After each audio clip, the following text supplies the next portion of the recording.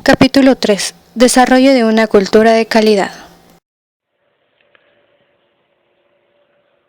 En este capítulo se hablará de las razones del cambio hacia una cultura de calidad.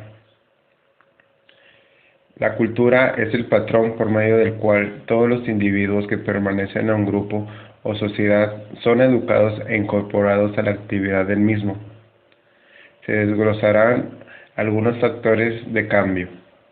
Estos son la guerra económica del próximo siglo, la disponibilidad de los recursos naturales, la inversión del capital, la tecnología, las habilidades de mano, así como las controversias en la administración moderna de Charles Handy, los cambios en los esquemas de trabajo, la paradoja de la productividad, el uso del tiempo, los nuevos esquemas organizacionales, el trabajo del conocimiento,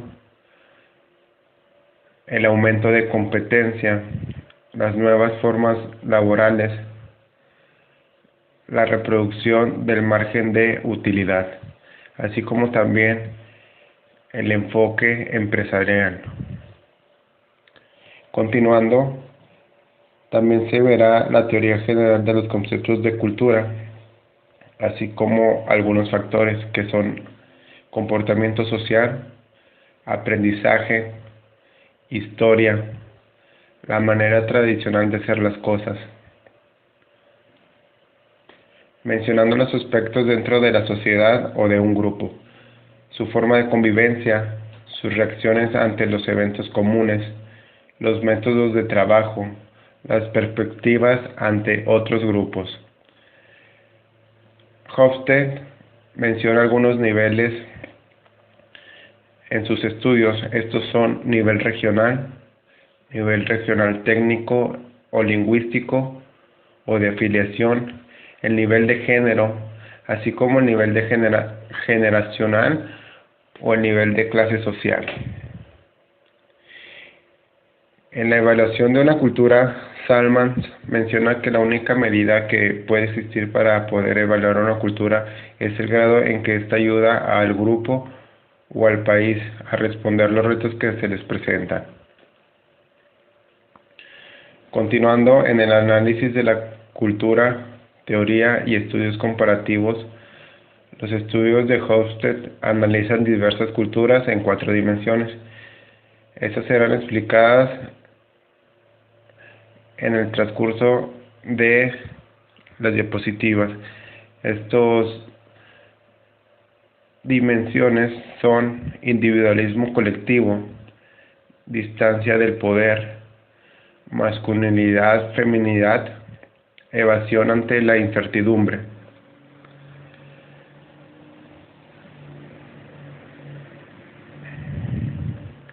En el comportamiento cultural entre México y Japón, buscan analizar las posibilidades de éxito entre las técnicas de manufactura japonesa en empresas mexicanas.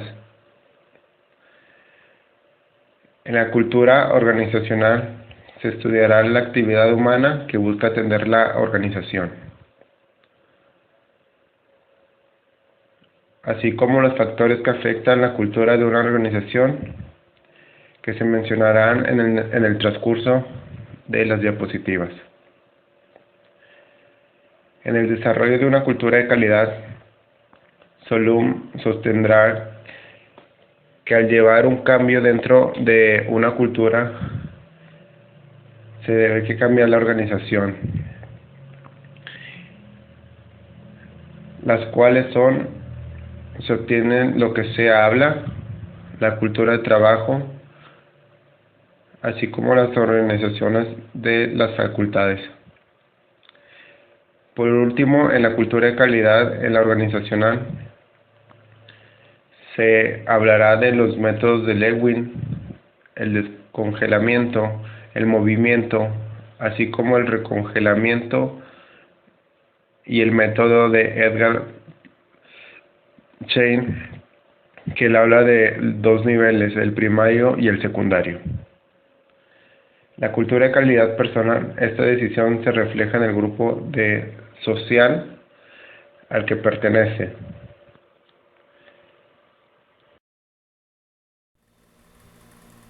Capítulo 3. Desarrollo de una cultura de calidad. La cultura es el patrón por medio del cual todos los individuos que pertenecen a un grupo o sociedad son educados e incorporados a la actividad del mismo. Es móvil y dinámica, ya que cambia en función de los retos que enfrentan los grupos. Las empresas actuales se ven en la necesidad de buscar nuevas formas de trabajo para así poder sobrevivir en esta sociedad. Lester Turro, en su libro La guerra del siglo XXI, menciona 4 elementos que tradicionalmente habían sido ventajas competitivas de las empresas y las naciones. El primero es la disponibilidad de los recursos naturales. En el pasado, el país con mayor cantidad de recursos naturales solía ser el más fuerte, ya que se desarrollaba con base en industrias cuyos procesos utilizaban este recurso. El segundo es la reinversión del capital. Antes, los países generadores de grandes cantidades de capital lo reinvertían en su territorio para asegurar el crecimiento permanente de su economía. Esto ya no es viable, ya que existen innumerables empresas que en la búsqueda de la competitividad y los bajos salarios se han instalado en otros países. La tercera es la tecnología. En el futuro todas las industrias básicas tendrán un factor en común, harán uso intensivo de la tecnología. Como ya se ha visto, las nuevas tecnologías amenazan con arruinar empresas enteras y hacer desaparecer ciertos puestos laborales. El cuarto es las habilidades de la mano de obra. Las empresas que en la actualidad basan su progreso en recursos humanos que aportan muy poco valor a ello no sobrevivirán, incluso si el costo de su mano de obra es el menor a nivel mundial, ya que se necesitan personas con fuerza laboral capacitada, con los conocimientos y las habilidades necesarias para encarar ese futuro. Por esto las empresas se ven obligadas a ser competitivas, usando la tecnología, la optimización de sus procesos y la creación de sistemas administrativos que capten las necesidades del mercado para transformarlas de una manera productiva en productos y servicios de calidad. Charles Handy, pensador moderno de la administración, considera los sucesos que a continuación se mencionan como determinantes en la vida de las naciones y del hombre actual. Primero, los cambios en los esquemas de trabajo. Esto es que las organizaciones modernas necesitan lograr los menores costos operativos, por lo que cualquier función que pueda ser más barata si se realiza externamente se efectúa fuera de la compañía. La paradoja de la productividad. Esto quiere decir que cada vez se logra mayor producción con menor trabajo físico, lo que implica que cada vez se requieran menos horas de trabajo del hombre para una misma unidad de producción. En este proceso, muchos trabajos que eran valiosos en el pasado ya no son costeables, por lo que las personas que cubren esos empleos corren el riesgo de que su conocimiento caiga en la obsolencia. Al buscar un menor esfuerzo para realizar un trabajo, hemos encontrado que requerimos incrementar nuestro esfuerzo en educación y entrenamiento para mantenernos actualizados. Esto quiere decir que tenemos que seguir actualizados para poder utilizar las nuevas tecnologías que requiera la empresa. El uso del tiempo. Bueno, aquí se refiere más bien a la administración que se le da a ese tiempo, porque el tiempo es clave hoy en día en muchas operaciones que afectan a la administración moderna, pero de igual forma la relación de tiempo versus valor agregado en muchas actividades no es optimizado en la medida adecuada. Las organizaciones han empezado a comprar el tiempo y conocimiento de las personas, no lo que éstas producen. Los nuevos esquemas organizacionales. Las organizaciones actuales tienen que lograr que sus trabajadores equilibren su creatividad con apego a estrategias y políticas preestablecidas, sus procedimientos estándar con la flexibilidad, su espíritu emprendedor con el espíritu de equipo. Además de que los gerentes y los empleados de las organizaciones tienen que aprender a combinar los esquemas rígidos anteriores con los nuevos, que permiten la flexibilidad que demanda el complejo entorno actual.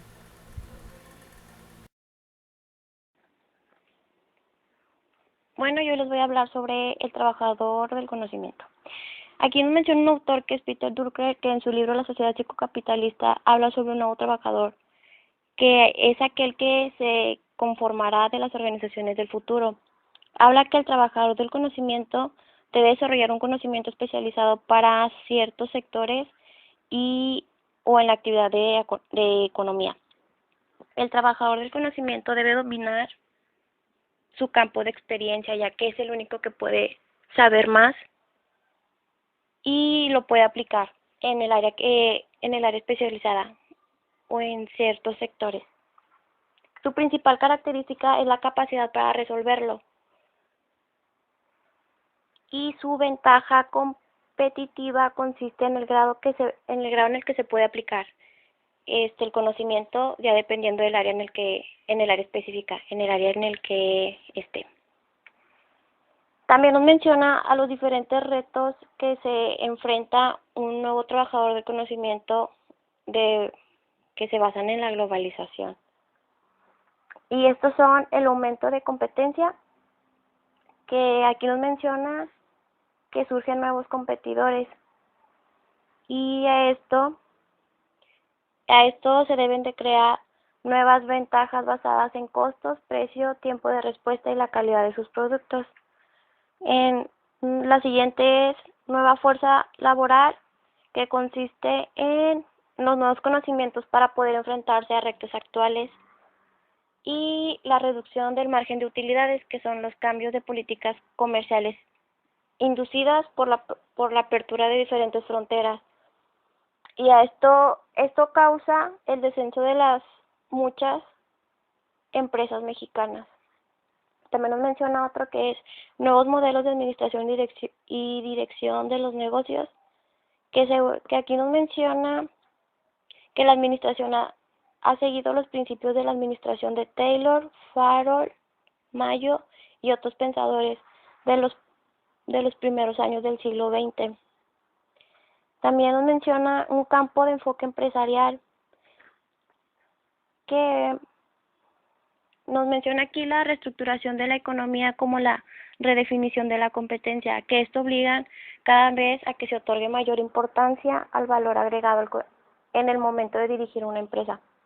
Esto me menciona, bueno, yo lo entiendo así como la obligación que tiene para poder dirigir la empresa. Y aquí también nos menciona otro autor, que es Peter Senge, que en su libro La Quinta Disciplina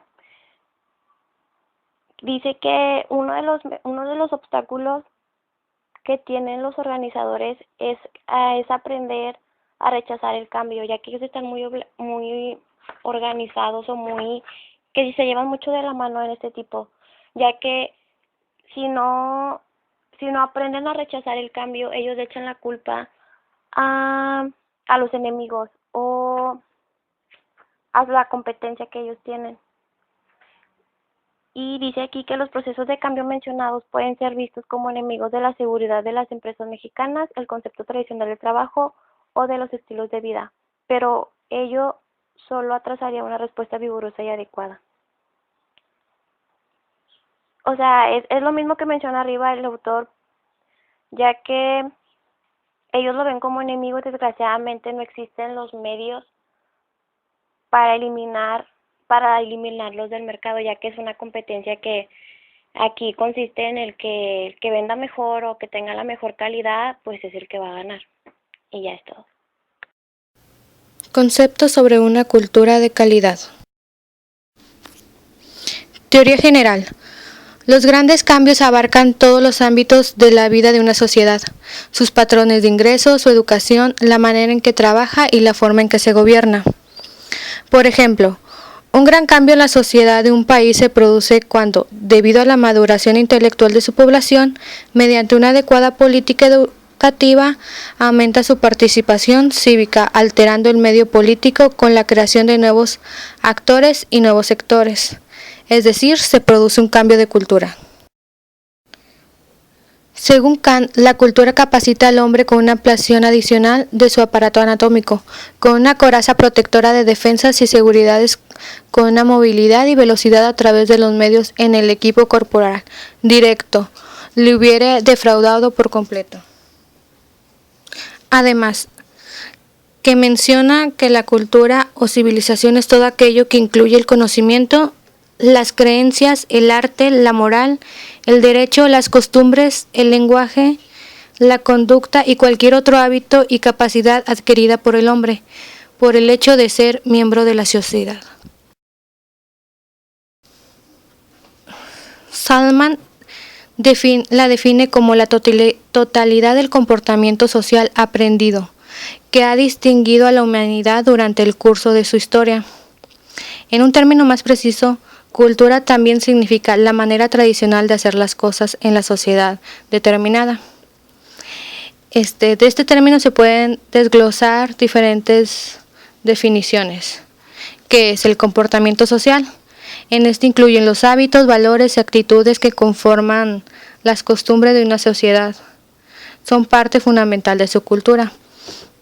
Por ejemplo, la manera en que un americano valora los espectáculos deportivos no es la misma que la de un español. Aprendizaje. La cultura es aprendida. Existe una diversidad de mecanismos mediante los cuales la cultura aprende, ya que es algo vivo y modificable. Un ejemplo es un niño americano que en el momento de su nacimiento es llevado a una sociedad de selva lacandona, crecerá con las costumbres de las personas que lo educaron. El siguiente, historia. El pasado es de gran importancia para el estudio de la cultura, pues muchas decisiones y mitos tradicionales quedan establecidos como tales en ciertos momentos de la historia, por lo cual su comprensión es parte de la cultura de un grupo o de una sociedad. El siguiente, la manera tradicional de hacer las cosas. Los métodos de trabajo, los enfoques de producción, la manera en que se atiende a un visitante, la forma en que las personas deciden cómo convivir son costumbres heredadas, que forman parte de lo que se considera una cultura. Para comprender la importancia de este tema, es conveniente especificar un poco más las aplicaciones de la cultura sobre las personas y los grupos, por lo cual, la cultura conforma los siguientes aspectos de una sociedad o un grupo. Sus formas de convivencia, es decir, las relaciones existentes de simpatía, apatía entre sus diversos miembros o grupos. Sus relaciones ante los eventos comunes, mitos compartidos como las actitudes ante el futuro, las incertidumbres, el éxito o el fracaso, son confrontados por la cultura donde se vive. Los métodos de trabajo, características como la importancia de la pulcritud de un trabajo, de la puntualidad, de la cooperación, son productos de experiencias acumuladas por los años de convivencia, pero no estáticas. Las perspectivas ante otros grupos, la actitud denominada etnocentrismo, causa la opinión de que un grupo social o la empresa a la que se pertenece es superior en comparación a otros grupos. La rapidez o lentitud que se corresponde a cambios en el ambiente externo. Es decir, es evidente que una cultura puede responder más rápidamente a una amenaza externa si existe cohesión y confianza interna en el grupo. Ello no logrará en el caso de que haya divisiones internas. Su rigidez o su flexibilidad.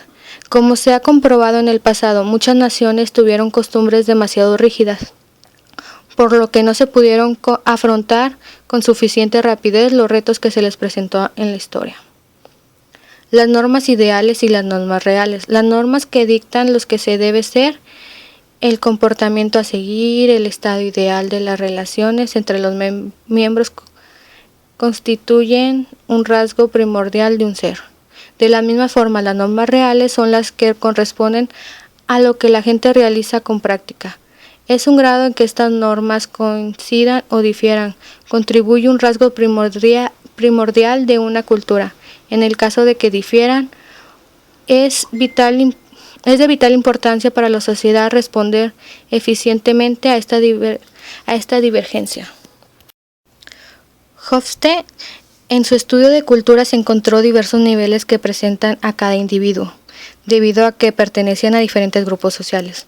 Los niveles mencionados son nivel nacional, nivel regional, nivel de género, nivel generacional y nivel de clase social.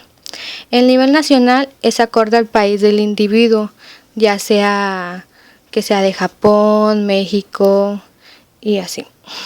El nivel regional es el étnico, lingüístico o de afiliación. Esto debido a que cada país está compuesto por diversas regiones culturalmente diferentes entre sí. Nivel de género según el sexo de la persona. Nivel generacional es el que separa a los abuelos de los padres y estos de los nietos o bisnietos. El nivel de clase social, relacionado con oportunidades educacionales como la profesión u ocupación de cada persona o con su nivel económico. Estos niveles todos estos niveles porque dentro de una misma cultura nacional cohabitan personas con diversos comportamientos. También se aclara del hecho de que existan dentro de una sociedad grupos con culturas diferentes a las que predominan. Evaluación de una cultura. No existe una cultura superior a otra. Esto ha sido establecido por los estudios de la antropología y el punto clave es que no se puede decir que una cultura de una nación sea superior a la otra solo porque se considera que ha sido causante del desarrollo intelectual o económico de esa nación.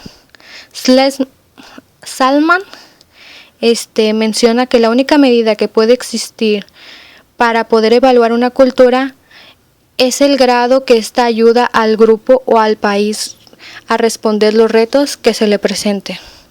Ello significa que una cultura no es superior a otra por el grado de complejidad de la misma o por el grado de desarrollo económico que ha logrado, sino por el grado que se le permite al país responder a sus necesidades presentes y futuras.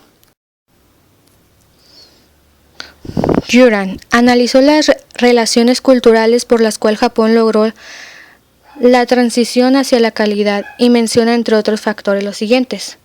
La adaptabilidad de la población japonesa a la cultura extranjera es elevada, lo que facilitó la adopción y la adaptación de las teorías de calidad de origen norteamericano. Su densidad de población es alta, por lo que las compañías tienen la costumbre de vivir en competencia, ya sea interna o externamente. Su sociedad es bastante homogénea y su movilidad social muy baja. Esto causa el fenómeno del empleo de por vida, por lo que las compañías japonesas no duran en capacitar a sus recursos humanos en las áreas en que los necesiten. No existe especialización del trabajo que prevalece en Occidente, o lo que es lo mismo, la creación de áreas específicas para que se encarguen de la calidad. Ello permite que la calidad sea una función desplegada en toda la compañía y logra una mayor involucramiento de todo el personal.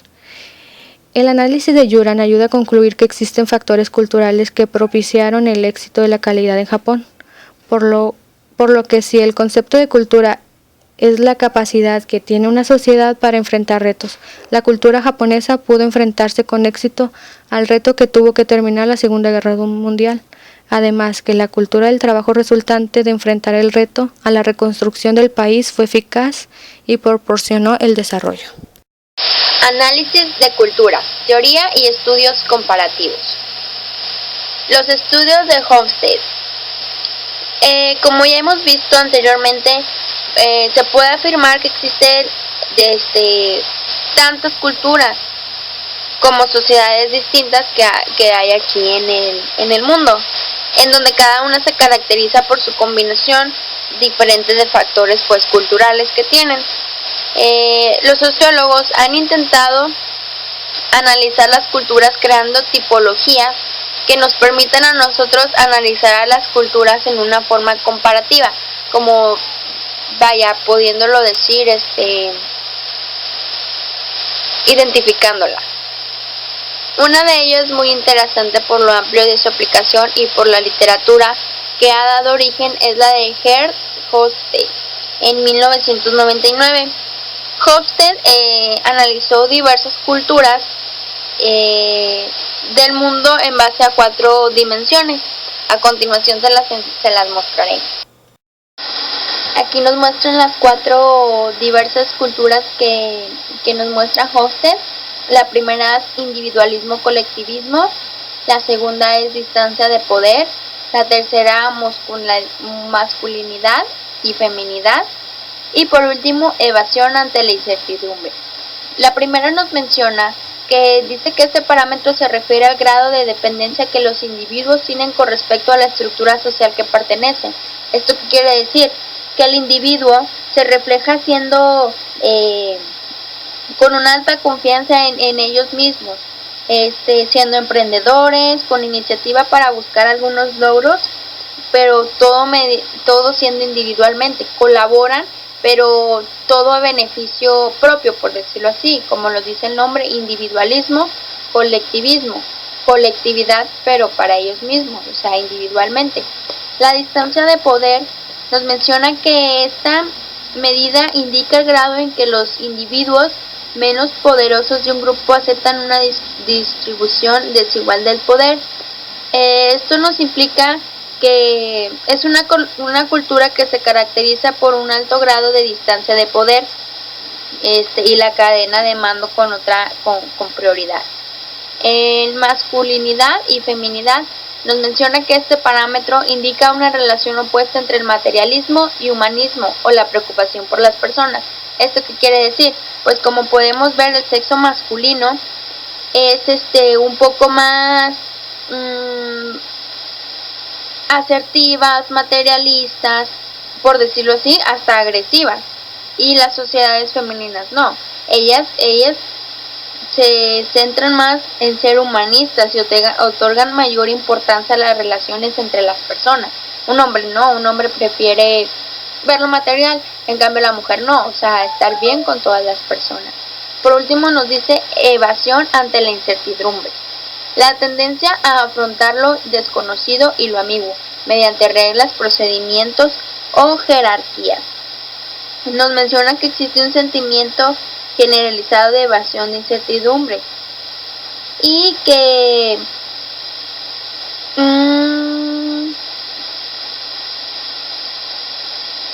pues los administradores tienden a tomar más riesgos. Además se fomenta la generalidad entre los empleados y los de la especialización, es como que más compañerismo dentro de ellos. Las organizaciones de calidad requieren que este factor esté en nivel alto en el que respecta al personal operativo, el cual debe mostrar disciplina y cumplimiento de estándares y procedimientos de mucha calidad para la empresa, trabajo. El personal operativo normalmente se realiza actividades muy apegadas a las normas y a los procedimientos que se establecen, e igualmente también se caracteriza por el uso de estadística o como instrumento de control, pues el cumplimiento sin excusa de los requisitos del cliente. Esto que se está explicando, se sigue hablando sobre la dimensión de evasión ante la incertidumbre. Nos menciona que aun cuando en la planeación y el mejoramiento de los procesos es más favorable mostrar un nivel bajo de planeación y de evasión a la incertidumbre, o lo contrario en la operación diaria. Nos menciona aquí que Hofstede realizó un estudio en 53 países y regiones del mundo para determinar cómo se relacionaban estos parámetros entre sí. Aquí en este apartado se centra un poco más en los resultados que se obtuvieron en los países latinoamericanos, así como en Japón, Estados Unidos y España. Enseguida les voy a mostrar los resultados de las dimensiones culturales previas descritas. Aquí podemos ver que en el individualismo colectivo, quien tiene la tendencia al individualismo, nos menciona que según el estudio es Estados Unidos. En cuanto a la distancia de poder, tendencia a ser baja es Costa Rica. La masculinidad y la feminidad, tendencia intermedia viene siendo Brasil, Japón y Argentina. La evasión ante la incertidumbre, tendencia muy alta, decía, es Guatemala, Venezuela, Perú y El Salvador. Algunas de las características que se reflejan aquí en la población latinoamericana son un alto respeto por la riqueza, el poder de estatus, la clase media es pequeña y los poderosos cuentan con muchos privilegios, ¿verdad? El poder se basa pues en la familia, los amigos, el carisma y habilidades de usar fuerzas. El propósito de la educación es pues aprender a hacer, y para los títulos pues universitarios de la entrada de grupos dentro de cada estado. Hofstede caracteriza la forma en que cada parámetro debe colocarse al extremo alto o bajo. se manifiesta por diversos ámbitos. Para el cambio cultural nos viene reforzando más las 4 dimensiones. La primera dice que la alta distancia al poder causa tensión y alejamiento social entre los niveles jerárquicos de empresas. Tienen 2 consecuencias. La buena, que es pues que los trabajadores se esfuercen en lo que están haciendo, en sus tomas de decisiones. Y la mala, comunicación entre los niveles del superior y pues del operativo. Este rasgo nos indica que la mayoría de los esfuerzos hacia la calidad choca con la cultura predominante cuando intentan enfrentar la participación colaborativa entre los trabajadores con la alta administración. Por otro lado, tenemos la tendencia hacia el colectivismo, provoca la dificultad entre el manejo de los conflictos laborales. Y la otra es la tendencia a la masculinidad. Este rasgo nos dice que provoca organizaciones de los países latinoamericanos que haya rivalidad entre las personas, entre ellos mismos. Y por último tenemos la alta evasión ante la incertidumbre. Tiene como efecto muy importante sobre la operación de cada una de las organizaciones. A continuación, se mostrará una comparación cultural entre México y Japón. En 1994, Lawrence y Jay realizaron un escrito en el cual buscaban analizar las posibilidades de éxito que tendrían las técnicas manufactureras japonesas en México, y se incluyeron los resultados por la duda de que pueda ser aplicado en Latinoamérica. Esta comparación está basada en 5 filosofías. La primera es la llamada administración a través de los valores compartidos. Se usan controles implícitos e informales, se debe tener comunicación abierta y franca, existe información compartida en los trabajadores. Se podría decir que se basa en formar lazos de confianza entre el jefe y trabajador y viceversa. La segunda filosofía es la llamada toma de decisiones y responsabilidad compartida. Estas prácticas son para la mejora de los empleados, dar autoridad a los empleados sobre el proceso y formar ciclos de calidad. Es decir, hacer responsable a los empleados de una parte del proceso de producción y asignar a otros que se encarguen de supervisar que el trabajo está haciéndose correctamente. La tercera filosofía es la llamada enfoque en el desarrollo de recursos humanos, la cual se refiere a mantener a los empleados en constante capacitación para que tengan pues la capacidad de hacer diversos trabajos y que no existan diferencias visibles entre rangos de organización. La cuarta filosofía es la llamada uso eficiente de los recursos y optimización de todas las operaciones. Esto quiere decir que se mantiene un orden en las áreas de trabajo y también se procura limpieza en ella. Establecer tiempos mínimos de producción de lotes pequeños y todo se lleva a cabo mediante un proceso de producción organizado. Como ejemplos tenemos la empresa de ASL Telecomunicaciones, en la cual se pide cierta cantidad de cables de fibra óptica por mesa en 1 hora.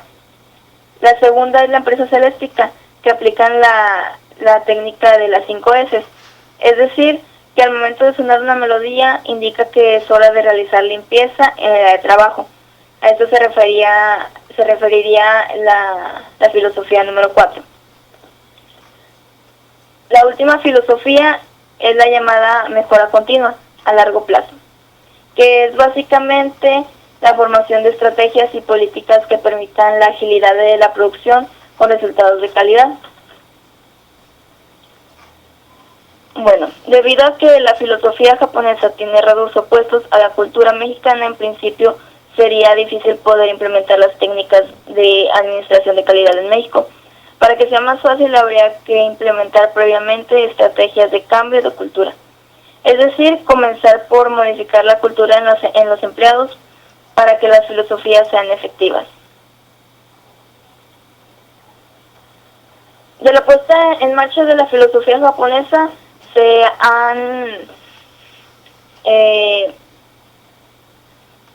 han desprendido las siguientes características. La primera es que la estructura jerárquica en México impide que la cooperación de los trabajadores sea similar a la de Japón. La segunda, que la actitud hacia el trabajador en México no favorece la operación de las filosofías japonesas. La tercera es que la orientación del tiempo y que en el mexicano es predominantemente hacia el presente y el pasado, afectan de manera vital todo el esfuerzo de largo plazo en una empresa.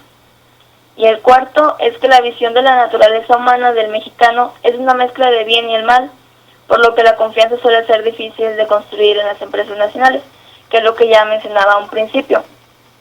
Para que haya una manera de trabajar más efectiva en donde se realicen procesos de producción que lleven a que se realice un producto satisfactorio, pues se tiene que tener primero que nada una confianza entre los empleados y los jefes. Un requisito para el éxito de esta filosofía es que los miembros de esta organización asuman libremente los valores pregonados. A continuación hablaré de la cultura organizacional. Dentro de una cultura existen subculturas, las cuales consisten en grupos de individuos que interactuarán dentro de aquella, pero se diferencian de los demás grupos por los valores y conductas que comparten. Por ejemplo, un grupo de personas mayores no va a tener la misma mentalidad que un grupo de adolescentes de 15 a 19 años o de igual manera un grupo de niños de 5 a 10 años. El libro nos menciona 3 definiciones de 3 autores sobre lo que es la cultura organizacional. El primero es Abravanel de 1992, que nos dice que la cultura organizacional es un sistema de símbolos compartidos y dotados de sentido que surgen de la historia y gestión de la compañía. Se expresan en mitos, ideologías, ritos, ceremonias, hábitos, glosarios, metáforas, lemas, cuentos, leyendas, entre otros. Esto es más que nada lo que nosotros ya vemos de nuestros antepasados. Nuestros antepasados nos traen historias, nos dan ideología, nos dan ritos, los hábitos. El segundo autor que nos menciona que la cultura organizacional es Tagiuri y Litwin en 1968, que dice que es el clima de sentimientos que se vive de una organización debido al medio físico y a la forma en que interactúan sus miembros entre sí y con externos. Por ejemplo, cuando fuimos en segundo semestre a la comunidad con la materia de enfoques para el trabajo social, se quejaban de los pandilleros y nos comentaban los padres de familia que tenían miedo de que los más pequeños se vayan por el mismo camino, ya que su ambiente físico y las personas con las que interactúan son los mismos de la colonia, o sea, los pandilleros, pero no todos ellos llevarían a ese pensamiento. El tercer autor es Edgar Schell, en 1992. Define la cultura organizacional como un patrón de supuestos básicos compartidos que la organización ha aprendido mientras resuelve sus problemas de adaptación externa e integración interna. Es como el ejemplo que ya les había comentado. La cultura de ellos es querer adaptarse para poder pertenecer a esa misma sociedad, pero pues claro, no incluye a todos. Se mencionarán algunos de los aspectos que determinan la cultura en una organización. Autonomía individual, grado de responsabilidad, independencia y oportunidad. Estructura, medida en que las reglas, regulaciones y supervisión directa son usadas para vigilar y controlar el comportamiento de los trabajadores. Apoyo, es el grado de cordialidad y apoyo dado por los administradores. Identidad, medida en que los miembros se identifican con la organización. Forma de recompensar el desempeño, manera en que la asignación de recompensas y reconocimiento en la organización, como los incrementos salariales, las promociones, etc. Tolerancia al conflicto, nivel de aceptación de los conflictos que existen en las relaciones entre compañeros, grupos de trabajo y la administración, así como la disposición al ser honesto y abierto ante las diferencias. Tolerancia de riesgo, medida en la cual se estimula a los trabajadores. Factores que afectan la cultura de una organización. Charles Handy, 1993. En su texto Understanding Organizations, menciona que los factores que afectan a la cultura de una organización son la historia y propiedad, el tamaño, la tecnología, metas y objetivos, el medio, que es el país, cambio en el medio, diversidad y el personal.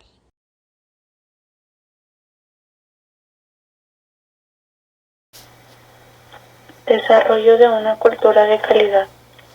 Este es responsable de los grupos y naciones. ¿Cuál y sostienen que para llevar a cabo un cambio cultural interno en una organización se debe tomar en cuenta las leyes naturales de la organización, las cuales se obtiene de lo que se habla, el conocimiento por parte de los integrantes de la organización de los valores y la misión es importante para poder cumplirlos. El siguiente, la cultura de trabajo en equipo, refleja el líder. Este se tiene que estar motivado para así inspirar tranquilidad a su equipo y ánimo. El siguiente, no es posible ir más rápido que un paso a la vez.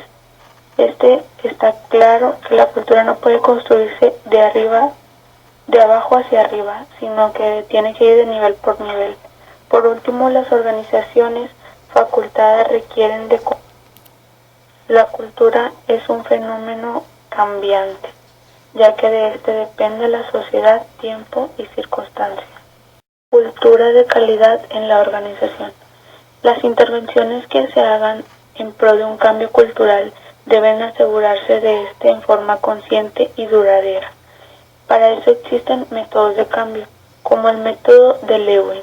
Involucra la intervención específica. Se prepara al grupo, es la del descongelamiento, para así entrar en un cambio mediante la explicación del problema que se enfrenta. El siguiente es el movimiento, dos niveles culturales, el de aceptación y valoración del cambio, así la adopción de nuevos hábitos de trabajo, y el recongelamiento, que el ser asimilado lentamente por los miembros se interiorizan y se vuelven parte de la cultura.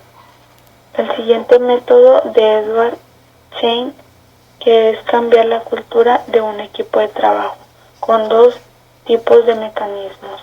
El primario, que el comportamiento sobre individuos conllevan a la decisión, y secundario, asociados con métodos de trabajo y las costumbres. La última fase consiste en dejar crecer los nuevos mecanismos secundarios que puedan dar forma y consistencia a la cultura, como el liderazgo, que depende de cualidades del líder, supervisión que utilice compatibilidad entre cultura organizacional e individuos, así como fallas comunes en los procesos de cambio hacia la calidad. Una de las metodologías más comunes es la sobreevaluación del enfoque racional, que implica un contenido emocional que conlleva su propio proceso y debe ser controlado. Objetivos mal definidos. No tener una dirección puede frustrar el cambio y causar problemas adicionales. Problemas mal definidos generan un serio problema de perspectiva sobre el mismo. Importancia de los individuos requiere el cambio en torno de la persona. Gracias. Cultura de calidad personal. El individuo tiene una cultura que ha tomado en largo de toda su vida, ya sea un entorno o grupo social.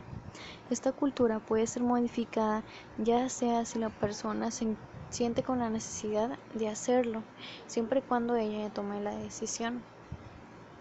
El concepto de proactividad propuesta por Covery es esencial para el proceso de este cambio personal.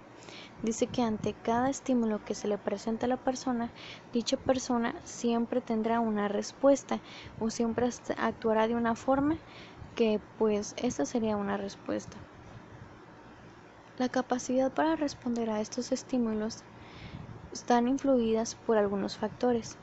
Uno de ellos es la inteligencia para ver al futuro, conciencia para decidir el mejor camino que tiene ahí y la voluntad para llevar a cabo las actividades para llegar a este camino.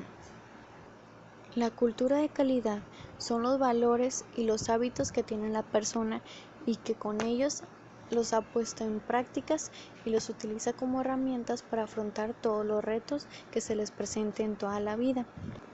Se dice que una persona con cultura de calidad tiene algunos hábitos, ya sea la responsabilidad para trabajar, tratar de hacerlo mejor y continuamente prevenir los errores, tratar de hacer las cosas bien desde el primer intento y analizar todas las situaciones y qué es lo que le falla y qué es lo que si está bien para poder lograr lo que se obtiene. Mávila ha identificado algunos puntos que para él es de mucha utilidad para que una persona mejore su desarrollo. A estos puntos los llamó como el decálogo del desarrollo. Uno es el orden de cada cosa, mantener la limpieza del lugar donde se está, hacer las cosas en el tiempo indicado, respetando el tiempo de los demás y de él mismo, tener la responsabilidad para realizar las cosas y tomar decisiones, el deseo de siempre superarse y salir adelante, la honradez, que es llevar a cabo las cosas correctamente y como deben de ser.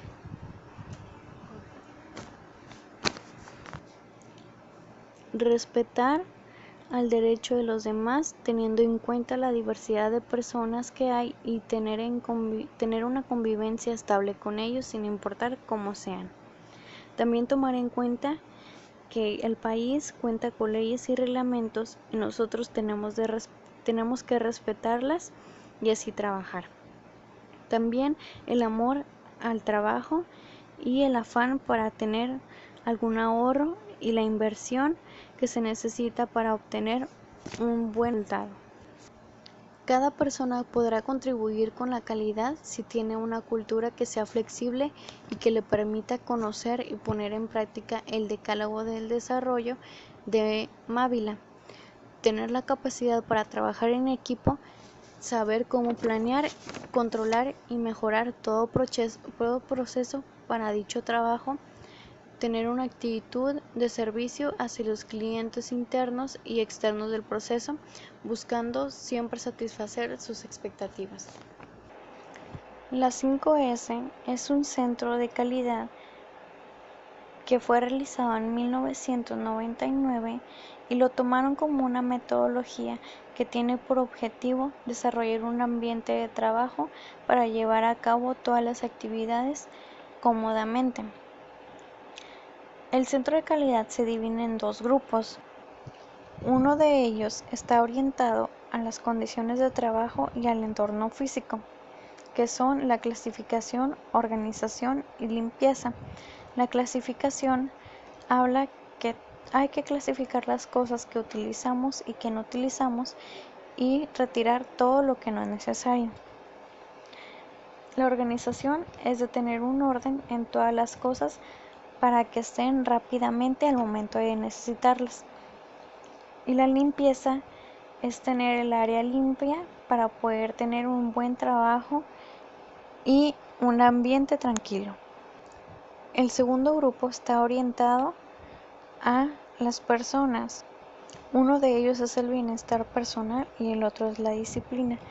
El bienestar personal habla que una persona debe estar bien, ya sea con salud física y mental, aplicando las 3 S que se mencionaron anteriormente al individuo, ya sea el aseo personal, el buen descanso, la actitud positiva para salir adelante y tener una buena salud. Y por último, tener el autocontrol de cada aspecto y ser constante en toda actividad que se realice.